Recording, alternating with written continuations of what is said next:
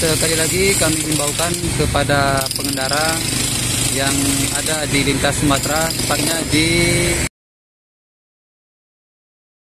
di jembatan Kota Penelabu, harap mengurangi kecepatan kendaraan karena lagi ada proses pengoboran jembatan.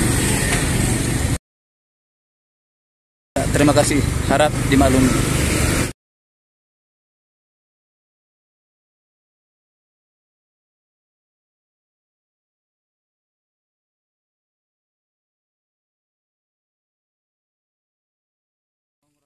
Kecepatan.